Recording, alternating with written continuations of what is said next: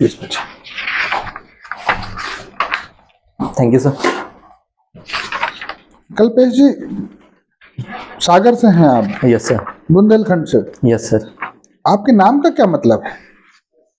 हाँ सर, कल्पेश नाम मेरी माता जी कल्पना और पिताजी कमलेश नाम के संयोजन से बना है। हाँ सर, इसके एक दो अर्थ होते हैं। सर, कल्पेश का अर्थ होता है कल्पनाशील अथवा जिज्ञासु व्यक्ति। साथ ही सर, कल्पेश में कल्प धातु है जिसका अर्थ समय होता है, तो कल्पेश का अर्थ होता है इष्टतम समय। तो आपको क्या लगता है कि व्यक्ति का नाम उसके चरित्र को चरितार्थ करता है, ऐसा आप मानते हैं? हाँ सर, नामकरण और व्यक्तित्व निर्माण दो अलग अलग प्रक्रियाएं हैं, परंतु कई बार ऐसा सामंजस्य बैठ भी जाता है। तो आप अपने नाम के रूप, आप में कौन कौन सी खूबियां हैं जो आपके नाम के अनुकूल हैं? सर, मैं जिज्ञासु हूँ। इसका चूंकि सर मैं काफ़ी सिनेमा देखना पसंद करता हूँ और सिनेमा देखना मेरी जिज्ञासु पर प्रवृत्ति का परिणाम है। कल्पनाशील भी हैं आप? हाँ यस सर। क्या कल्पनाएं करते हैं? हाँ सर, कई सारे कॉन्सेप्ट्स जो हम पढ़ाई के दौरान पढ़ते हैं फिजिक्स और इत्यादि में, तो सर उन पर सोचना काफ़ी अच्छा लगता है सर। मानव सभ्यता के इतिहास में यस सर। 3 ऐसी कल्पनाओं के नाम बताइए जिन्हें मानव ने उन कल्पनाओं को यथार्थ में बदला है और जिसकी वजह से मानव सभ्यता में आमूल-चूल परिवर्तन हुआ है। 3 ऐसी कल्पनाएं बताइए हाँ सर, सबसे पहले तो जो जिनकी वजह से पूरी मानव जाति का स्वरूप चेंज हुआ है, पूरी Yes, sir. मानव सभ्यता का स्वरूप चेंज हुआ है। हाँ सर, सबसे पहले देखें तो आग का जो आविष्कार हुआ, वह काफ़ी इम्पोर्टेंट मानव सभ्यता के लिए माना जाता है। यह एक कल्पना का ही परिणाम था, क्योंकि पहले हम बिजली इत्यादि की चमकने के तौर पर तो उसको देखते थे, परंतु कभी उससे साक्षात्कार नहीं हुआ था। दूसरा सर, पहिए का निर्माण एक बहुत ही अच्छी मानव सभ्यता के लिए चीज़ हुई। सर, तीसरा कृषि मैं समझता हूँ। जो कृषि 8,000 7 10,000 साल पहले लगभग जो संगठित कृषि के रूप में सामने आई, उसने मानव सभ्यता को एक संगठित रूप दिया। क्यों? कंप्यूटर का आविष्कार नहीं हो सकता? इलेक्ट्रॉनिक्स का आविष्कार नहीं हो सकता? हाँ सब बिल्कुल, कंप्यूटर का कंप्यूटर के बाद तो पूरी दुनिया में आमूल-चूल परिवर्तन हुआ। अभी तो मानव कल्पना का ही परिणाम है। Yes sir. चलिए, लेट्स सी। आप बुंदेलखंड से हैं? Yes sir. ना? बुंदेलखंड में केन बेतवा लिंक परियोजना एक चल रही है, यस सर। अभी शुरू होने वाले हैं। यस क्या जानते हैं इसके बारे में, कुछ बताइए मुझे। सर, केन बेतवा लिंक परियोजना केन और बेतवा नदी को जोड़ने के लिए है। इसे पिछले साल के कैसे कैबिनेट जोड़ेंगे केन बेतवा को? सर, बेतवा नदी पर केन नदी पर एक एक डैम बनाए जा रहे हैं, जिसमें दोधन जो बांध है, जो मिट्टी का बांध है, उसे मुख्यतः बनाया जा रहा है। इससे केन का जो सरप्लस, बेतवा का जो सरप्लस वाटर है, उसे केन में प्रवाहित किया जाएगा। ऐसा है, या केन का सरप्लस वाटर को बेतवा में हाँ सॉरी प्रवाहित किया सर, जाएगा? थैंक यू सर, मैं उल्टा बोल गया। कितने कितने हेक्टेयर में इससे इरिगेशन होगा और कितने लोगों को पीने का पानी मिलेगा? माफ कीजिए सर, मुझे एग्जैक्ट डेटा नहीं पता है। कब इस योजना की शुरुआत हुई, कब थी, कुछ आइडिया है आपको? हाँ सर, 2005 में सैद्धांतिक तौर पर इसे मंजूरी मिली थी, पर अभी तक इस पर कोई विशेष कार्य नहीं हुआ था। पिछले बजट में केंद्र सरकार ने इस पर 44,000 करोड़ रुपए खर्च करने का मंजूरी दी है और 1,000 करोड़ रुपए का प्रावधान इसके लिए रखा गया था। एक बात बताइए, जब ये केन बेतवा लिंक परियोजना बन जाएगी, यस सर, तो बुंदेलखंड में के क्षेत्र में क्या क्या परिवर्तन होंगे, क्या क्या लाभ होंगे बुंदेलखंड को? हाँ सर, बुंदेलखंड क्षेत्र सबसे पहले तो सूखाग्रस्त से माना जाता है। यहाँ पर जो केन बेतवा लिंक के माध्यम से नहरें प्रवाहित होंगी, उनसे इस क्षेत्र की पीने और कृषि संबंधी पानी की जरूरत पूरी होगी। पहला फायदा यह होगा। दूसरा सर, कृषि का उत्पादन अगर बढ़ेगा तो उद्योग की संभावना इस क्षेत्र में बढ़ पाएंगी।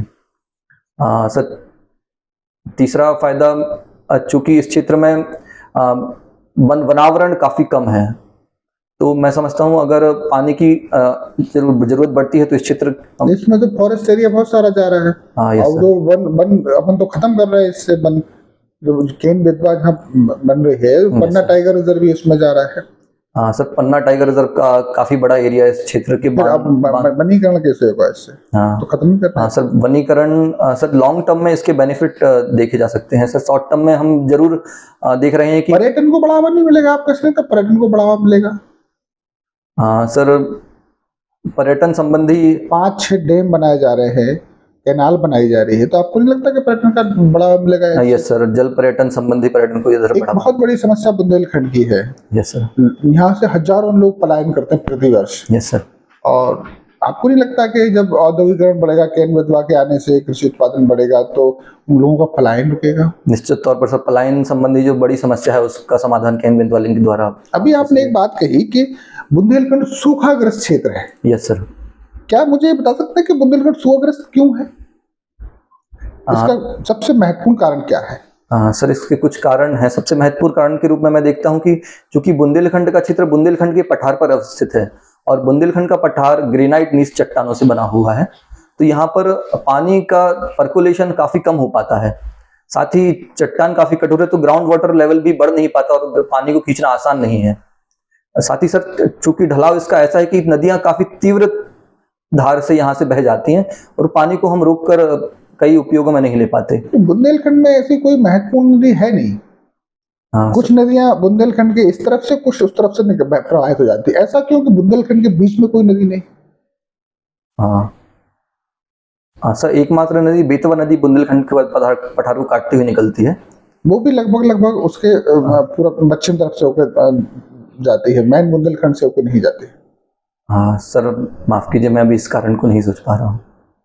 इसका कारण को पता करिए। Yes sir. जहाँ तक मेरी जानकारी में है, बुंदेलखंड का जो पठार है उसका जो समुद्र लेवल से जो हाइट है वो अन्य पठारों की तुलना में ज्यादा है, इसलिए वहाँ चीजें थोड़ा सूखाग्रस्त थैंक यू सर बुंदेलखंड क्षेत्र है। अभी मध्य प्रदेश सरकार ने एक नई योजना चालू की है। Yes sir. कौन सी योजना चालू की है? हाँ सर, इसे मुख्यमंत्री लाडली बहना योजना के नाम से। क्या है ये? सर, इसके माध्यम से महिलाओं को आर्थिक रूप से सशक्तिकरण करने की योजना है। इसमें प्रति माह 1,000 रुपए देने का प्रावधान किया जा रहा है। हाँ सर। अभी उत्तर प्रदेश में कुछ दिनों 2-3 दिन पहले घटना हुई, किसी एक अपराधी को सरेआम गोली मार दी गई। पुलिस के सामने गोली मार दी गई। Yes sir. किस नजरिए से देखते हैं आप इस घटना को? हाँ सर, आतिक अहमद और उनके भाई अशरफ अहमद को जो गोली मार दी गई, वह एक लॉ ऑर्डर के लिए चिंतनीय विषय है। चूंकि अपराधी पुलिस की गिरफ्त में थे, तो उन्हें प्रॉपर सुरक्षा के साथ जो भी प्रावधान किए जाने थे ले जाया जाना चाहिए था। और कहीं ना कहीं पुलिस और व्यवस्था की चूक इसमें मैं देख पाता हूँ। पुलिस की कमजोरी है इसमें। हाँ यस सर। आतंकवाद का नाम सुना है आपने? Yes sir. क्या होता है आतंकवाद? सर, किसी विचारधारा का जो हिंसात्मक परिणाम और उग्र परिणाम हम देखते हैं, वह आतंकवाद के रूप में दिखाई देता है। किसी उग्र विचारधारा जब हिंसात्मक रूप ले लेती है, तो वह आतंकवाद के रूप में। तो नक्सलवादी वैसे ही है। सामान्य अपराधी वैसे ही है। हाँ सर, आतंकवाद में कोई एक पक्ष, चाहे वह धार्मिक पक्ष हो अथवा, वह काफी हावी हो जाता है। नक्सलवाद मुख्यतः माओवादी विचारधारा से प्रेरित है। ये माओवादी विचारधारा क्या है? सर, माओवादी विचारधारा जो व्यवस्था है उसका संपूर्ण परिवर्तन चाहती है। इसमें यह सभी लोग, सबसे पहले तो यह किसानों और मजदूरों के माध्यम से हिंसक परिवर्तन के माध्यम से सत्ता परिवर्तन चाहती है। इसमें भी हिंसक परिवर्तन है, आतंकवाद में भी हिंसक परिवर्तन है, तो फिर आतंकवाद क्या है? हाँ सर, आतंकवाद एक, मैं देखूंगा, बड़ा टर्म माना जाएगा। नक्सलवाद इसके अंदर शामिल किया जा सकता है। सर, नक्सलवाद मुख्यतः शोषण का परिणति रही है, परंतु आतंकवाद किसी विचारधारा का हिंसात्मक रूप है। जब उसको विचारधारा को इम्प्लीमेंट करने की, तो नक्सलवादी भी कर रहे हैं ना भाई। सर, नक्सलवाद परंतु शोषण का परिणाम रहा है, जो किसानों द्वारा। मतलब हम ऐसा मान लें कि जब एक आदमी का शोषण होता है, वो हिंसा करता है, तो वो नक्सलवादी है, और जो बिना शोषण के हिंसा करता है वो आतंकवादी है, ऐसा? हाँ, नो सर। आतंकवादियों का या जो आतंकवादी घटना करते हैं, क्या आप मानते हैं कि उनका कहीं ना कहीं वैश्विक स्तर पे शोषण नहीं हुआ है,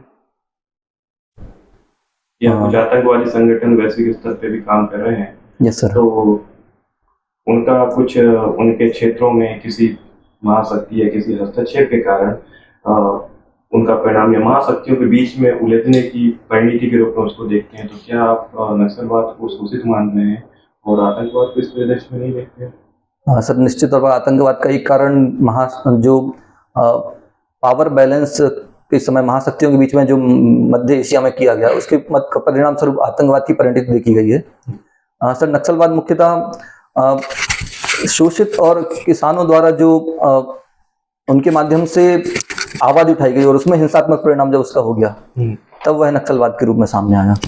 अभी आपने अतीक अहमद टारगेट किलिंग के बारे में कुछ बात कही, तो मैं आपसे जानना चाहूँगा कि अतीक अहमद 5 बार एमएलए रहे हैं शायद, और 1 बार एमपी रहे हैं।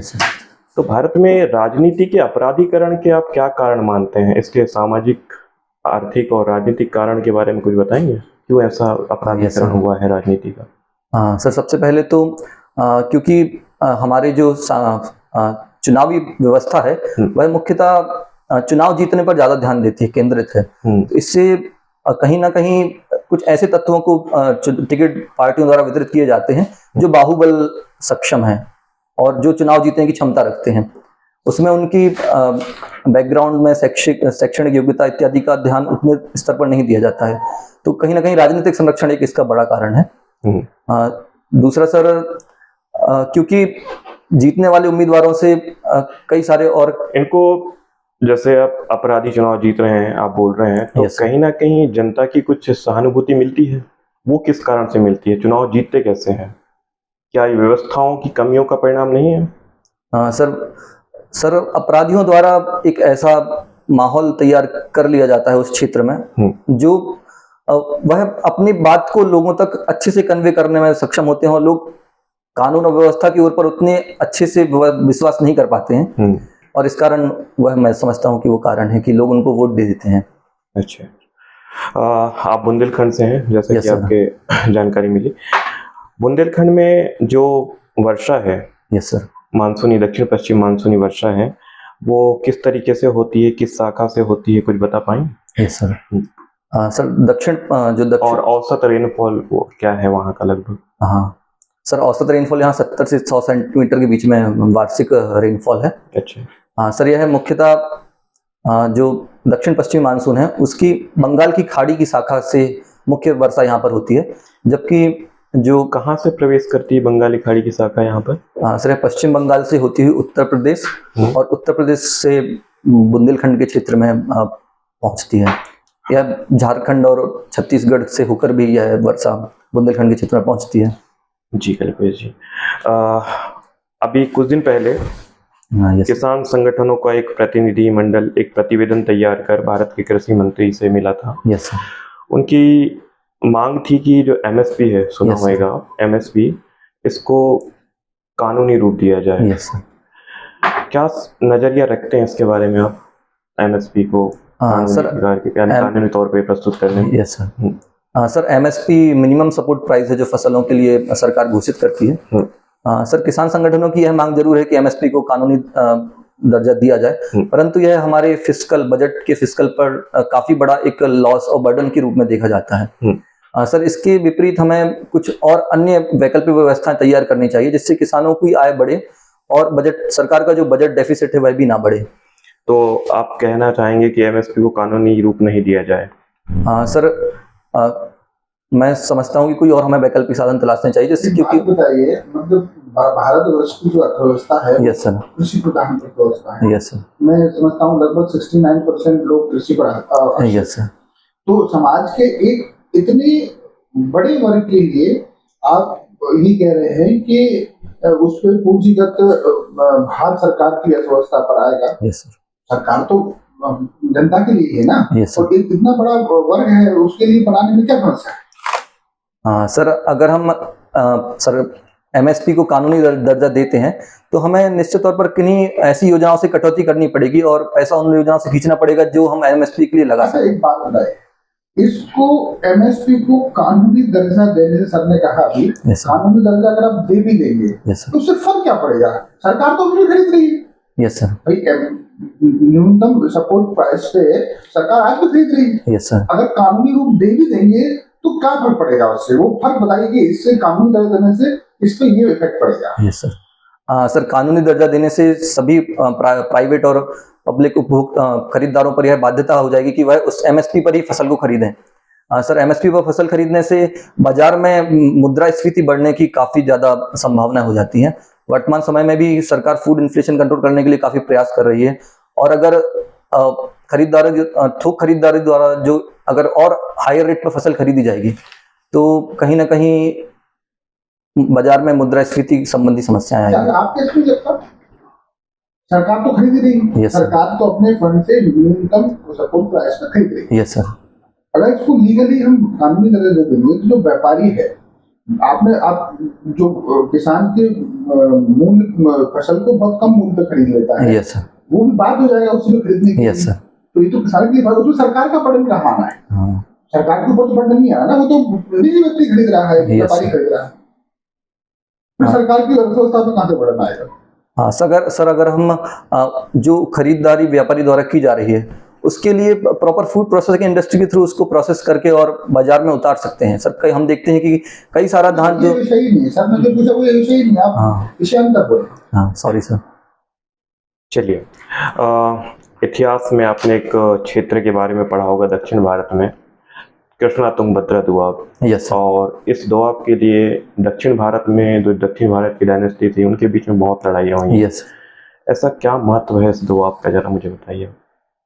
हाँ सर, दोआब क्षेत्र क्योंकि काफी उपजाऊ क्षेत्र होता है, तो यह एक मुख्य कारण होता है कि इस कारण जितनी भी बड़े बड़े साम्राज्य हुए उन्होंने इस क्षेत्र को कब्जा करने के लिए लड़ाइयाँ की हैं। हाँ, वही उसका कुछ आर्थिक और सर साथ ही नदियों के मार्गों पर कंट्रोल करने से ट्रांसपोर्टेशन की जो सुविधाएं उस क्षेत्र की होती हैं वह आपके नियंत्रण में आ जाती हैं। और कृष्णा तुंगभद्रा का क्षेत्र काफी नदियों की नावों के लिए, जहाजों के लिए सुगम में क्षेत्र रहा है, तो एक और कारण मैं इसको देख पाता हूँ। दक्षिण भारत में ऐसा कोई और दोआब देखते हैं? हाँ सर, डेल्टाई क्षेत्र जरूर है सर, मैं दोआब क्षेत्र नहीं जानता, सॉरी सर। सागर का कोई हिस्टोरिकल इम्पोर्टेंस बताइए, एक कोई बहुत विशेष महत्व।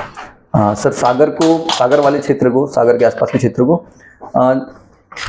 महाराजा छत्रसाल जी द्वारा पेशवा ने जब उनकी मदद की थी तो विशेष घटना है जुड़ी हुई सागर के साथ। हाँ, हिस्ट्री में एक घटना कोई विशेष जो। हाँ सर, सागर में बुंदीला विद्रोह सागर नर्मदा क्षेत्र में हुआ था।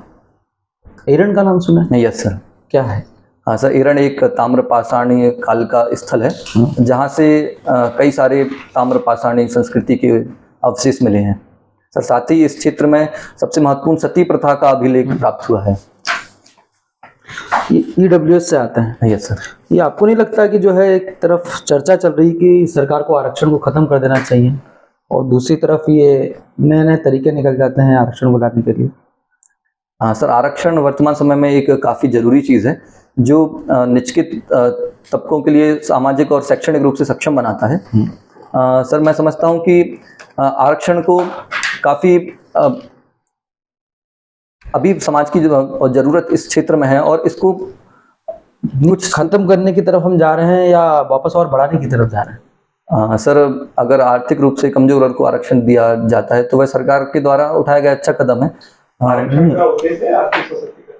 हाँ सर, इसका मुख्य उद्देश्य तो सामाजिक और शैक्षणिक सशक्तिकरण ही रहा है, परंतु वर्तमान में हम आर्थिक सशक्तिकरण देख पा रहे हैं और माननीय सुप्रीम कोर्ट द्वारा इसको मंजूरी भी दे दी गई है। आपका क्या दृष्टिकोण है, आरक्षण होना चाहिए या नहीं होना चाहिए, एक लागू में? हाँ सर, मैं समझता हूँ आर्थिक एक आधार हो सकता है सर आरक्षण, मतलब सामाजिक आधार पर नहीं होना चाहिए? सर सामाजिक आधार भी होना चाहिए, साथ ही आर्थिक आधार को भी इसमें सम्मिलित किया जाना चाहिए। कुछ सुधार की आवश्यकता है आरक्षण की व्यवस्था में? हाँ सर, सामाजिक तौर पर आरक्षण की व्यवस्था में अगर जैसा देखा जा रहा है कि कहीं ना कहीं आर्थिक सशक्तिकरण के टापू बन रहे हैं तो उस क्षेत्र में ध्यान देने की आवश्यकता है और उसको आर्थिक लाभ से जोड़ा जा सकता है। अच्छा, एक क्वेश्चन बताइए, कंप्यूटर अभियांत्रिकी से आपने किया है? Yes sir. मोबाइल है और एक सेल्युलर फोन है, यस सर। इन दोनों में डिफरेंस क्या है? हाँ माफ़ कीजिए सर, मैं सेल्युलर फोन से परिचित नहीं हूँ। अच्छा, मध्य प्रदेश विद्युत वितरण कंपनी में आपने कार्य किया है? Yes sir. मध्य प्रदेश में कितनी कंपनियां कार्य कर रही है? सर 5 कंपनियां इस क्षेत्र में कार्य कर रही हैं। कौन कौन सी? सर 3 डिस्ट्रीब्यूशन कंपनीज हैं, मध्य क्षेत्र, पूर्व क्षेत्र एवं पश्चिम क्षेत्र की। सर एक पावर जनरेशन कंपनी है, साथ ही एक पावर ट्रांसमिशन कंपनी भी है। अच्छा, तो ये आपने जॉब मध्य क्षेत्र विद्युत वितरण डिस्ट्रीब्यूशन कंपनी में सर मेरी ये जॉब। आपने क्यों छोड़ दिया? सर मेरा रुझान शुरू से ही सिविल सेवा के क्षेत्र की ओर रहा। तात्कालीन परिस्थितियों में मैं जॉब के साथ पढ़ाई में सामंजस्य नहीं बैठा पा रहा था और दोनों के साथ न्याय नहीं कर पा रहा था, तो मुझे किसी एक फील्ड को चूज करना बेहतर लगा और मैंने सिविल सेवा की फील्ड को चुनना बेहतर समझा। आज का समय तो ये चल रहा है कि नौकरियां नहीं मिल रही है और आप नौकरी छोड़कर जो है बैठ रहे हैं, तैयारी कर रहे हैं। हाँ सर, चूंकि सिविल सेवा मेरा लक्ष्य शुरू से ही रहा है तो मुझे अपने लक्ष्य की ओर चुनाव बेहतर इस लगा। ओर जाना ही नहीं था फिर? सर जॉब ज्वाइन करने का सर कारण था कि मैं अपने पिताजी को आर्थिक रूप से थोड़ा कम भार करना चाह रहा था, परंतु मेरी बहन उस समय शिक्षिका बन गई और उसने मुझे प्रोत्साहित किया कि मैं अपने लक्ष्य की ओर आगे बढ़ूं, तो इस कारण मैंने जॉब छोड़ने का निर्णय लिया। एक अंतिम प्रश्न, आपने अपनी हॉबी में लिखा है यस कि सर। अंतरराष्ट्रीय सिनेमा, यस सर। इसका क्या अर्थ है? सर अंतर्राष्ट्रीय सिनेमा से मेरा तात्पर्य ग्लोबलाइज सिनेमा से है। जिस ये हॉबी कैसे हो सकती है हाँ। अंतरराष्ट्रीय सिनेमा? सर मैं मूवीज देखना पसंद करता हूं, जिसमें मैं भारतीय मूवीज के साथ साथ विदेशी भाषा की तो मूवीज। आपको ऐसा लिखना चाहिए ना कि अंतरराष्ट्रीय सिनेमा देखना या अंतरराष्ट्रीय मूवी या विदेशी मूवी देखना पसंद है।